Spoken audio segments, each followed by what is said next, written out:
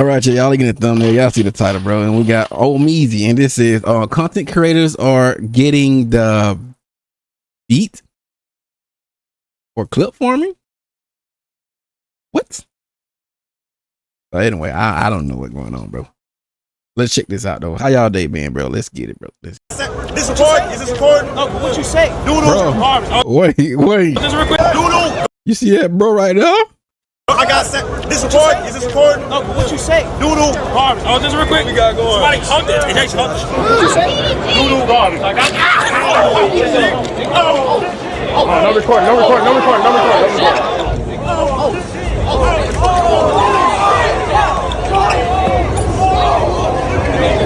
Bro, you can't show that TOS right now, boy. Like I said, clip farming has gone way too far. Now, for those who are unfamiliar with the situation, it looks like DDG has had enough of the clip farms of the nicknames. And to be honest with you, I think that this serves as a good and fair warning for those that are coming into any sort of place and space thinking that they can just clip farm. Like I've been telling people on this platform before, clip farming is not a way to make a career. It's not something that's long lasting. It's not something that is fulfilling. And it's just for like, it's a short term thing, but it's not like a long term thing. I don't know why people keep doing that, bro. But they trying to get some. They just trying to get that one viral clip, bro. Ultimately, like in this situation, it led to some sort of physical violence.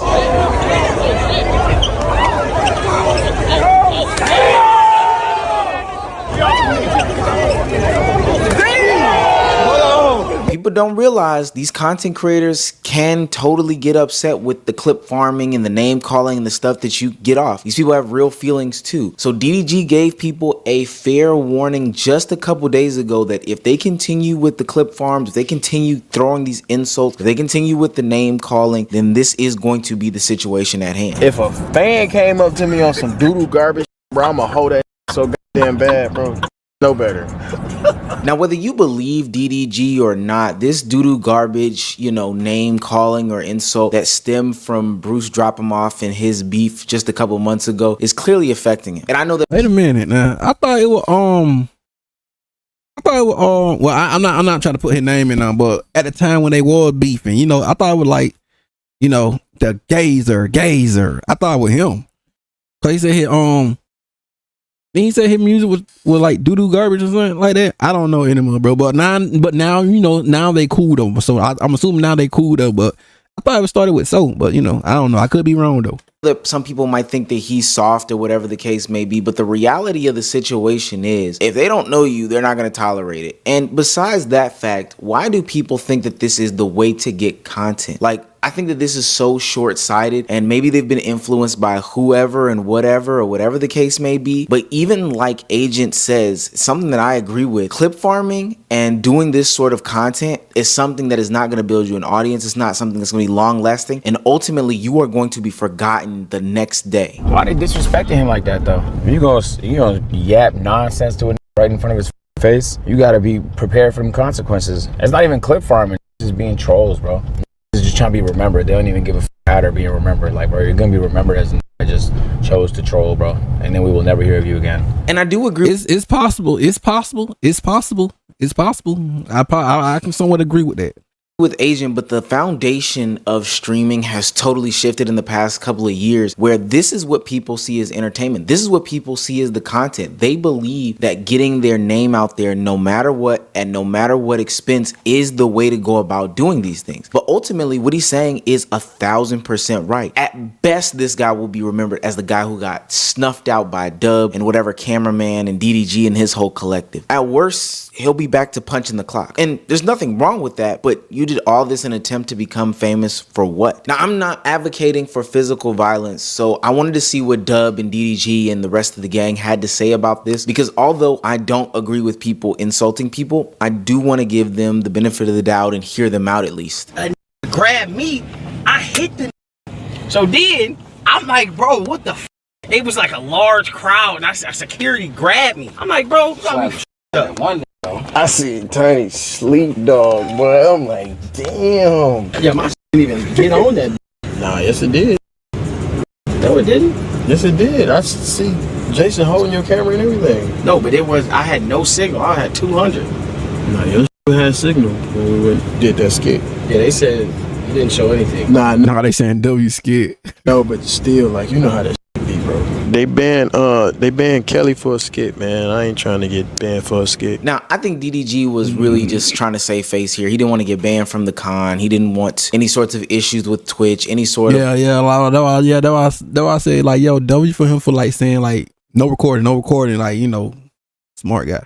lawsuit or anything like that, and he'll deal with it in the private eye. I think that he's a very strategic and tactical person, so you know, doing those things, he's good at covering them up. But ultimately, at the end of the day, and I can give this perspective because I am literally on the grounds of DreamCon. I came down for the weekend and I'm recording this video hours after the situation happened. None of this really did anything at the con. None of this shook the airwaves, and all this guy got was the brakes beat off him. He was so unmemorable after I'm glad that this didn't like go all the way out, cause bro, DreamCon is supposed to be that one moment, you know what I'm saying? Everyone just, you know, that one positive, bro. Don't bring that stuff to DreamCon, bro. Yo, I like watching DreamCon, bro. DreamCon hard, bro. I like DreamCon now. Situation, it's almost amazing, which has me thinking again about points that I've had in the past about clip farming and what it does for you. In my last video about Streamer University, I had a take about these new content creators getting into this lane and don't rely on clip farming because it is not going to be something that will benefit you in the long run. If you don't remember, there were some content creators who had broke into Agent 00's room because they thought that he was running some black market and wanted to play into this whole theme of I'm taking advantage of the black market, stealing from it. But they literally broke into his actual room where actual things are, and it did not turn out the best for these guys. Where is Jay at? Y'all think it's appropriate to come in my room while I'm not there? It's a difference between content. Even in that interaction, No Limit Jay still doesn't understand the difference. Agent is seriously looking for him and voluntarily says, I'm right here. Now, I don't think he's being forthcoming and truthfully saying, hey, this is me, I'm No Limit Jay. I think he still thinks that this is still a part of some elaborate skit and scam, but he doesn't realize that he's crossed the line. He's literally broke into somebody's room, and all for the sake of getting a clip up. Now, in Agent's sit down and hashing out of the situation, he gave No Limit Jay a warning, something that we've been giving out for a long time that a lot of these content creators do not understand. I didn't think this was actually your personal room. They said black market. They said Asian black market. They said this room. So I came up here. It has beds, it has things. Like no, I know, but I'm not thinking. You know, there's so multiple look, bro, rooms. there's in it stash. if you came in here and on some content, busted in the room. If I'm in the room, I'm saying, right. You coming in here without a camera, you got to think. Oh, we just minimize it. My analytics is up. No, like, no, my I didn't come stream here. is up. That's my what I'm saying, counts though. it doesn't matter. I understand that. You came in the room. You didn't know where this stuff was, right? You're right. Because we hit it. That's what I'm saying. I didn't come all in these rooms like that. I was peeking look, around. Look. The part is you broke in the room, bro. Just and then we let in me share some intel with you, my. Sure. There's lines, bro. And while I get what Agent is saying, and I totally wholeheartedly agree, we have to look back at what's been happening over the past couple of years with content creation and realize that a lot of the stuff that's going on today are from actions of the past, stuff that we should have stopped and nipped in the bud a long time ago. But because we are now here, we're getting mad at basically these new creators for doing these things that their favorite creators have been doing in the past. Like, they're convinced that this is their way out. Like, this is the way to get a bunch of money, and they're willing to do any and everything in order to get that money. All right, y'all. I guess I'm getting fired. We knew that. Yes. Wait, what? When the fuck did you? Was he the whole time? I said the same shit. Corey 2U was a big success. That was crazy. I was like, I never saw that. That was crazy. Success at Streamer University, you know, took advantage of the whole situation, had DDG react to him and his clip farming attempts, and it went over fairly well. He didn't put anybody in harm's way. But the idea of creating the content being just a continuous clip farm for what he says to be money, to me, just doesn't sit right. Because I have to ask, how far are you willing to go? I went to Streamer U broke. My account was negative 612. My credit cards were maxed out, all because of content. I owed $322.50 on the Cash App. You know what's crazy, Chad? I had no bread to get back on that flight and check in any bags. I'm telling you, God is real, bro. An inspirational story, but a warning sign nonetheless, because at the end of the day, there's something that is supposed to be more aspirational and inspirational to content creation than getting the money from doing said content creation. Because all that happens is you realize that the negative things, the clip farms, the over-the-top takes are the things that reign supreme. So you're willing to do any and everything in order to basically get it off. So once no matter what it is, they're not concerned about the consequences right now. They just want that clip, that one little clip, bro. And they're not really concerned about the consequences right now. Start to learn that people like DDG are essentially the method, they're going to continue to rehash that over and over and over and over again, even if it means getting hands put on you or distracting from what is supposed to be a beautiful moment at something like Streamer University, where people are coming to actually physically learn. Garbage. Who said that? You said that. You want to escort him out? No, who said that? No, I was answering this question. Get out. Leave on my dime. They talking about. I'm with Bruce. I'm a plant. Fuck they talking about. DEO trying to die. Another issue that I have with clip farming is that these people get so wrapped up into it, you know, instead of building the actual audience, but going for the clicks and the views, that it ultimately becomes their brand, and it can be damaging. I know y'all are tired of me beating this dead horse, but this is basically the Zoe Spencer paradox. Going out there doing whatever it takes in order to continuously get some sort of traction, likes, or views, that it becomes your brand, to the point where you have the internet blasting you and calling you annoying for who you are. I don't think Zoe's I don't think she's annoying. I think that's kind of her brand though, bro. So like, if you're not comfortable around it, then you're not comfortable around it. But that's just her brand, bro. Now, with that being said, all of that could be true. It could be her brand, but at some point, people are ultimately going to get tired of this persona. There's nothing genuine about you. You're just wanting to and willing to whip out a phone and a camera in order to capture any moment. And that could be at anybody's expense. And ultimately, this will blow over sooner rather than later. But right now, this stain on her image of being annoying or being some person who commits SA without any sort of context behind it is hurting her in a bigger way than it is helping her. Now, with the clip farming at an all-time high, it begs the question, should there be some sort of ramifications for clip farmers? Now, I don't know what that is outside of just a community shunning. And ultimately, I think that the views will be reflective of the content that they put out. Because what I've noticed this past weekend is that a lot of these clip farmers, a lot of these new age streamers, a lot of these people wanting to participate in this content really don't have a plan. Megan Thee Stallion's new tequila, so you get to test it out and take a picture in the photo booth. I don't know. It's really free Tory, so I don't know. I said it's free Tory. We signed with my man's Tory. They're just out there trying to get the most outlandish clips possible. No, bro. Whoa. Hey, you guys. Hi. How you doing? And it's going to fight. Yeah, see that. He's coming with us.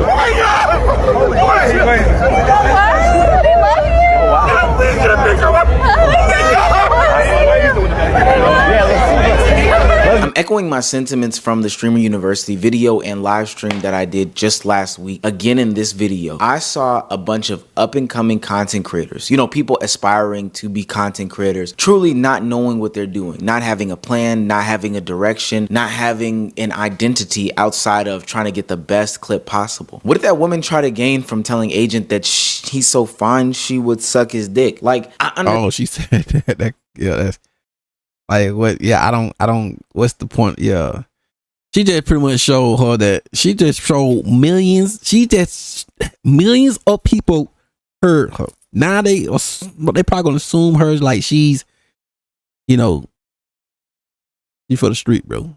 She don't even know that man, but she willing to do that for some type of clout. But people gonna look at it the other way, like, yo, man, you know what I'm saying? She's, you know.